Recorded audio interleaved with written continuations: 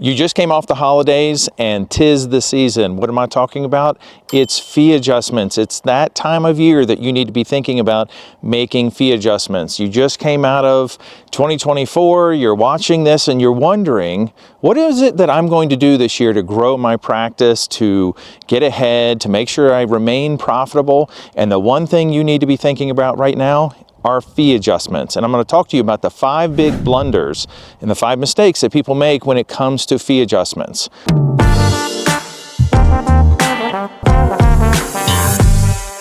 My name is Kevin Johnson. I'm the CEO of Leverage Consulting, as well as the creator of Leverage U, an online university. So when I work with clients, you've heard me, if you've listened to any video I've done before, you've heard me talk about there's 2 things I work on with every client, and that is less stress and being more profitable or more production.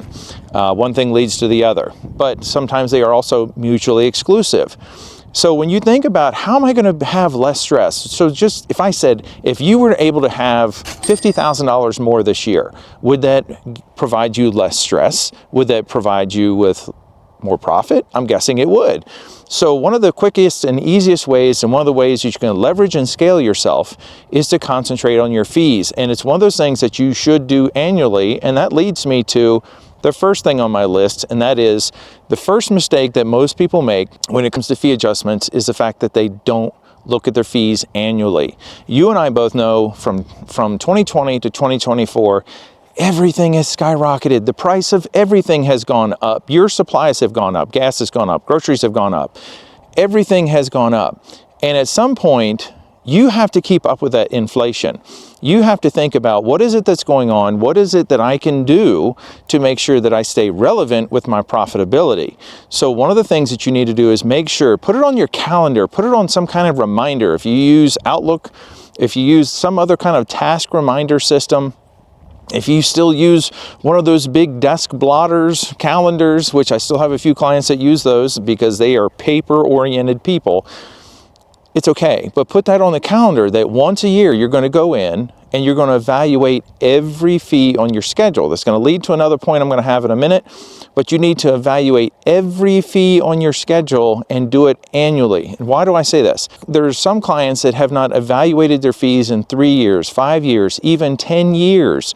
And as I said, from 2020 to now, think about over those 4 years, how much has the cost of everything gone up? And I'm guessing that not only for you as a practitioner, if you're the practitioner, the owner, the manager, you have to keep up with it because at some point your team is going to come to you and say, I need a raise.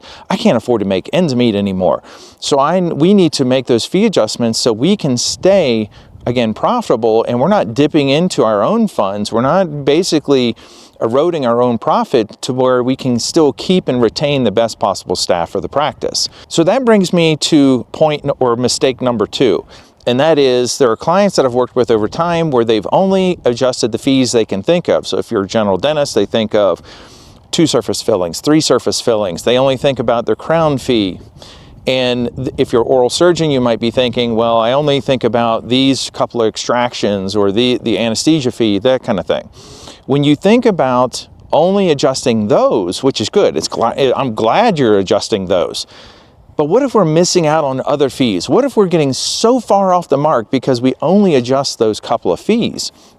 What if we're getting so far off the mark that you are adjusting your fees annually? And I will tell you, this is probably one of the biggest mistakes I see every time is the fact that they are only adjusting those 5, 10, maybe 15 codes that they can think of. And with one client many years ago, I went through every code and they promised me. They were like, oh, I'm telling you, I adjust fees every year. And then we got in, and this was a client that does root canals periodically. And I say periodically.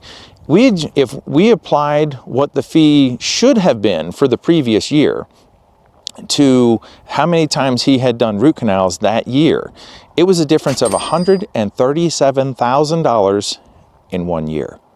$137,000. And I want you guys to know, when you think about making those kinds of adjustments, it's not, okay, now if your overhead is 50% or 60%, that's going straight to the bottom line. You don't have to apply the overhead percentage because you've already covered the overhead. Any adjustment like that goes straight to the bottom line. Whatever it is you produce and then collect.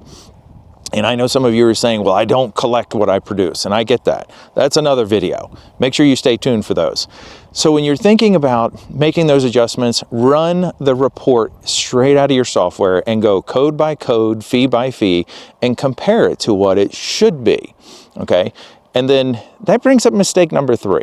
And mistake number 3 is the fact that some people, just like a client just now, I just talked to them, which is what inspired me to come do this video for you. I just talked to them and they say, well, my rep said I should adjust everything by 3.5%. It's an admirable goal. And I think if you think back to your statistics class, everything's about percentages, and you can twist and make anything what you want them to be.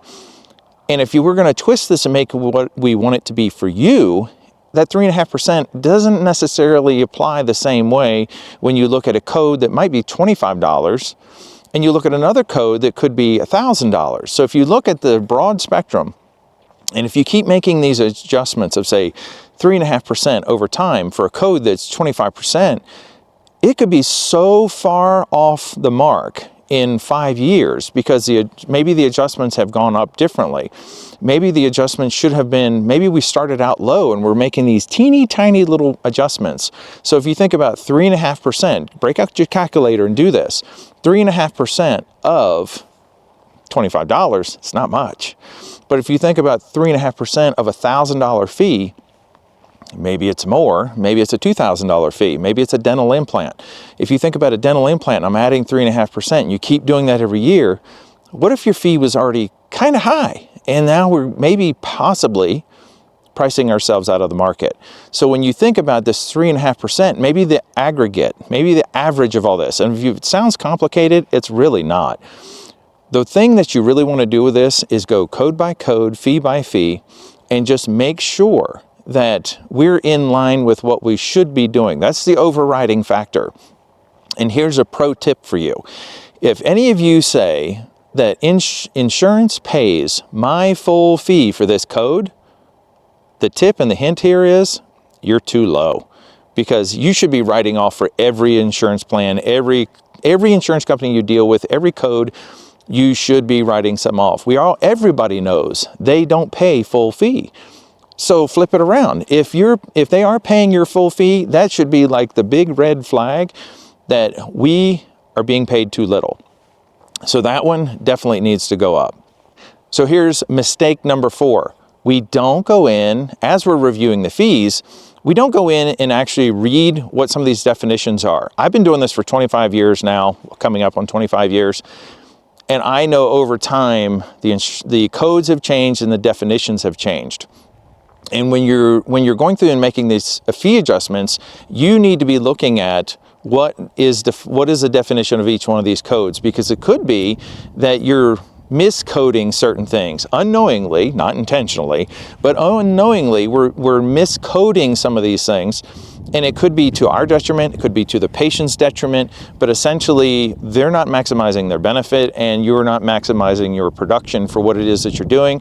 And maybe we're miscoding it and doing it in a way, and I've seen this with different procedures where some staff just don't understand this is what defines this. And when I say staff, it could be a treatment coordinator, it could be someone in an operatory, it could be someone an insurance coordinator, but they don't necessarily understand what goes into this code. When should we be charging this out? And that's how you maximize not only the patient benefit, but you maximize your own production. You have to know these and know how to play the game. That's really what it is. It's a game that you're having to play. But the also important part to remember is the fact that you're the middleman. You're the middle person who's going through all this for the patient purely to be able to see them, treat them, and collect that money.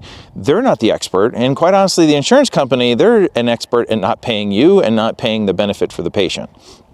So when you think about what is one thing we can do, it's become an expert in those codes and know when should we be charging these out? When should we be using these? When should we be submitting these to the insurance company for that patient?